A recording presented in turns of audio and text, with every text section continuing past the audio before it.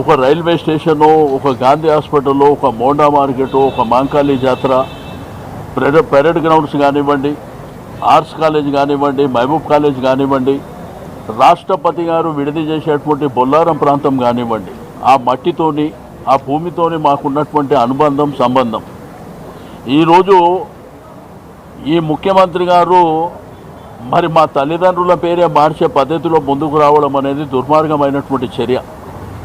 మేము ఆ కార్యక్రమాన్ని తీసుకున్నప్పుడు ముఖ్యమంత్రి గారు ప్రెస్ కాన్ఫరెన్స్ పెట్టి చెప్పిండు నేను సికింద్రాబాద్ జోలికి రాలేదని.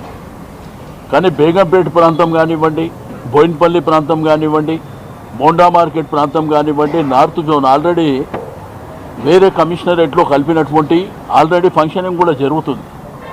దీన్ని ఏంటంటే మా అస్తిత్వం, మా ఆత్మ గౌరవానికి సంబంధించినటువంటి ఈ యొక్క కార్యక్రమాన్ని మా ప్రజల హక్కుగా అక్కడ ఉన్నటువంటి విద్యార్థులు కావచ్చు, డాక్టర్లు కావచ్చు, అడ్వకేట్లు కావచ్చు, అన్ని మతాలు అన్ని వర్గాలు కావచ్చు, ఎప్పుడు సికింద్రాబాద్ ప్రాంతం పీస్ఫుల్గా ఉండేటువంటి ప్రాంతం. హైదరాబాద్ జంట నగరాలంటే ట్విన్ సిటీస్ అనగానే ట్యాంక్ బండ్ రైట్ సైడ్ ఏమో హైదరాబాద్, లెఫ్ట్ సైడ్ ఏమో సికింద్రాబాద్. మరి ఆ సికింద్రాబాద్ అస్తిత్వాన్ని దెబ్బకొట్టే విధంగా ఈ ప్రభుత్వం ప్రయత్నం చేయడం అనేది దుర్మార్గమైనటువంటి చర్య. మేము ఒక శాంతియుతమైనటువంటి శాంతి ర్యాలీ చేపడతామంటే నేను ఆ రోజు ఆవేశంలో కొన్ని మాటలు మాట్లాడితే నా మీద కేసులు పెట్టారు. Ameerpet police station, Begumpet police స్టేషన్లో పెట్టి నేను సరే చట్టపరంగా న్యాయపరంగా ఎదుర్కొంటాం.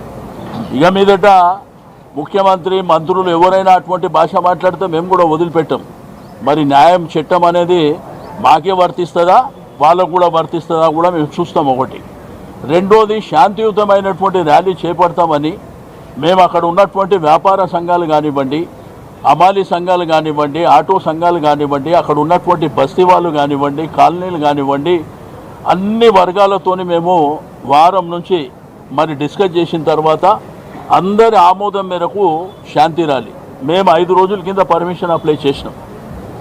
5 రోజులకు అప్లై చేస్తే నిన్న మధ్యాహ్నం డీసీపీ గారు మరి అక్కడ ఉన్నటువంటి పోలీస్ యంత్రాంగం మా వాళ్ళని అక్కడికి పిలిపించి వాళ్లకు మరి మీరు చేసుకోండి, కార్యక్రమం చేసుకోండి, శాంతియుతంగానే ఉండాలి శాంతి ర్యాలీ అని అంటే సరే ఆ విధంగానే ప్లాన్ చేసుకున్నాక పోలీసులు కూడా రూట్ మ్యాప్ చేసుకుర్రు. మరి మీరు ప్యారడైస్ నుంచి గాంధీ స్టాచ్యూ వరకు ఎట్లెట్లా వెళ్తారు అనేటువంటిది కూడా మేము ప్లాన్ చేసుకున్నాం. తీరా రాత్రి 10:40 అందరూ పండుకున్నాక రాత్రి వాట్సాప్లో మీ పర్మిషన్ని మేము క్యాన్సిల్ చేస్తున్నామని అంటే మరి పండుకున్నంత రాత్రి మీకు 5 రోజుల నుంచి మేము అప్లై చేస్తే మీరు ఒకవేళ రిజెక్షన్ చేస్తే మేము కోర్టుకు వెళ్తుంటాం.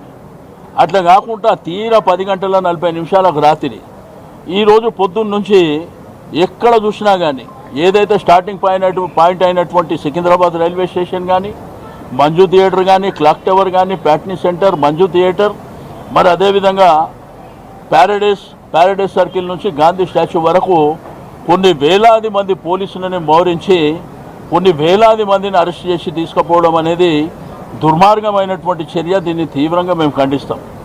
ఎట్టి పరిస్థితుల్లో మా అస్తిత్వం మీద, మా ఆత్మ గౌరవం మీద దెబ్బ కొడితే మాత్రం ఎట్టి పరిస్థితుల్లో ఉపేక్షించే పరిస్థితి లేదు. మీ ప్రభుత్వాన్ని గద్దె దింపుతాం తప్ప మేము భయపడడానికి సిద్ధంగా లేము అని చెప్పి ఈ సందర్భంగా హెచ్చరిక చేయడం. సరే, ఈరోజు మీరు రాక్షస ఆనందం పొందొచ్చు మా కార్యక్రమాన్ని డిస్టర్బ్ చేసిరని. మేము న్యాయబద్ధంగా కోర్టు నుంచి, న్యాయస్థానం నుంచి పర్మిషన్ తీసుకొని ఫస్ట్ వీక్లో తిరిగి ఆ కార్యక్రమాన్ని మరి అక్కడ ఉన్నటువంటి ప్రజల చైతన్యం, ప్రజలు ఏ విధంగా బాధపడుతున్నారో వాళ్ళ మనోవేదన ఏందో అవన్నీ మీకు ఫస్ట్ వీక్లో చూడబోతున్నాం. బట్